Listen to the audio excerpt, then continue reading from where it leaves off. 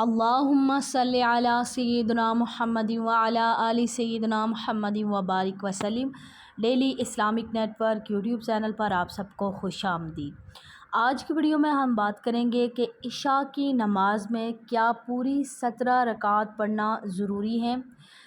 اگر پہلی 4 سنتیں اور نوافل چھوڑ دیے تو کیا ہماری نماز ہو جائے گی؟ آج کی ویڈیو میں انشاءاللہ آپ ویڈیو مکمل دیکھیے گا۔ لوگ آدھی بات سن کر چھوڑ جاتے اور پھر کہ یہ ایسے کیسے ہو گیا اور یہ کیا ہوگا، بات مکمل سن لیا کریں۔ سب سے پہلے جو نماز میں ضروری چیز ہے جس کو کسی صورت بھی نہیں چھوڑا جا سکتا، اگر آپ کھڑے ہو کر پڑھ سکتے ہیں کھڑے ہو کر پڑھیں، اگر اتنی بھی طاقت نہیں ہے بیمار ہیں تو بیٹھ کر پڑھیں، اگر اتنی بھی طاقت نہیں ہے تو پھر لیٹ کر پڑھیں، اتنی بھی طاقت نہیں ہے تو پھر اشاروں سے پڑھیں۔ یعنی فرض نماز جو فرض ہیں ان کو کسی صورت بھی نہیں چھوڑ سکتے۔ فرض چیز کے بعد آ جاتی ہے عشاء میں جو 3 وتر ہیں ان کو بھی کسی صورت بھی نہیں چھوڑتے، یعنی وہ واجب ہیں، اور اگر واجب کسی طرح یا انجانے میں یا جانے میں ترک ہو گیا تو واجب کا یعنی 3 وتر کی قضا بھی لازمی کرنا ہوگی اگر کسی وجہ سے رہ جائے تو۔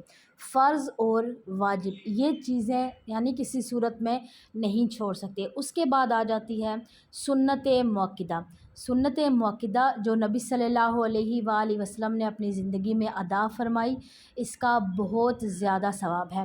علماء کرام بیان فرماتے ہیں کہ جو انسان لگاتار سنت موقدہ جان بوجھ کر بغیر کسی شرعی عذر کے چھوڑتا جائے گا، یعنی ایک عادت بنا لینا، عادت بنا لے گا چھوڑنے کی، تو عین ممکن ہے کہ وہ نبی صلی اللہ علیہ وآلہ وسلم کی شفاعت سے محروم رہ جائے۔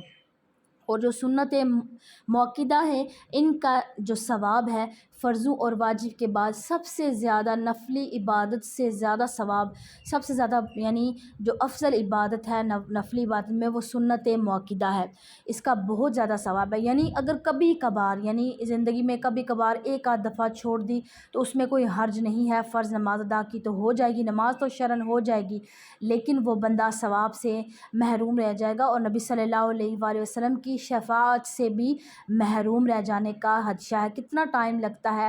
سنت موقدہ جو ہے وہ 2 فجر میں ہیں، اس کے بعد 2 ظہر میں ہیں، 2 مغرب میں ہیں اور 2 عشاء میں ہیں۔ یعنی کتنی آسان بات، صرف 2 سنت موقدہ ہیں، ان کو جان بوجھ کر نہیں چھوڑنا چاہیے۔ اور 4 سنت موقدہ جو ہے ظہر میں بھی ہیں، 4 یعنی ظہر میں ٹوٹل 6 سنت موقدہ ہیں، تو ان کو جان بوجھ کر چھوڑنے کا معمول نہ بنائیے۔ کبھی کبھار چھوڑ دیا تو چل جائے گا لیکن مسلسل اس کو نہیں چھوڑنا چاہیے۔ یعنی فرض آپ نے ادا کیے، فرض کے بعد آپ نے ادا کیا واجب اور سنت موقدہ کی تو بالکل آپ کی نماز ہو جائے گی، اس میں کوئی قباحت نہیں ہے۔ اب عشاء کی نماز میں اگر کوئی بندہ 4 فرض پڑھ لیتا ہے اور 2 سنت موقدہ پڑھ لیتا ہے اور 3 وتر واجب پڑھ لیتا ہے، یعنی 9 رکعات پڑھ لیتا ہے تو بالکل اس کی نماز درست مانی جائے گی، یعنی وہ انسان اس کے سر سے فرض ادا ہو جائے گا، وہ انسان گناہ گار نہیں ہوگا۔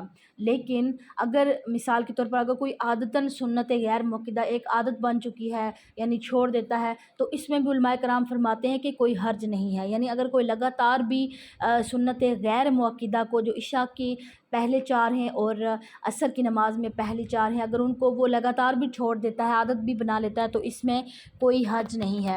اور اس کے بعد نوافل، یعنی عشاء کی نماز میں 4 جو ہے وہ نفل آ جاتے ہیں تو ان کو بھی چھوڑ سکتے ہیں، لیکن جو سنت غیر موقدہ ہے وہ فرض نماز، واجبات اور سنت موقدہ کے بعد جو نوافل سے پہلے سب سے جو افضل عبادت ہے وہ سنت غیر موقدہ کی ہے، اس کے بعد پھر نوافل آ جاتے ہیں، اس کے بعد نوافل کی بہت زیادہ فضیلت ہے۔ اچھا، یہ جو سنت غیر موقدہ اور یہ جو نوافل ہیں تو یہ قیامت کے دن اس کا بہت زیادہ اجر و ثواب ملے گا۔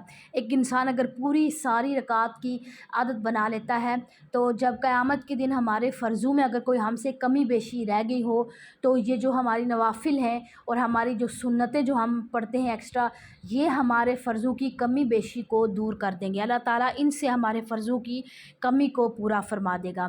تو کیا یعنی اگر کسی نے عشاء کی نماز میں 9 رکعت پڑھی، نماز تو ہو جائے گی، لیکن اگر فرضوں واجبات میں کوئی کمی بیشی رہ گئی تو جو نوافل نہیں ادا کیے اگر ادا کر لیے ہیں تو وہ فرضوں کی کمی کو پورا کر دیں گے۔ تو ضرور انشاءاللہ تعالیٰ اس کی کوشش کیجئے پڑھنے کا۔ اگر آپ کو ویڈیو اچھی لگے لائک اور شیئر کرنا مت بھولیے گا۔ السلام علیکم ورحمۃ اللہ وبرکاتہ۔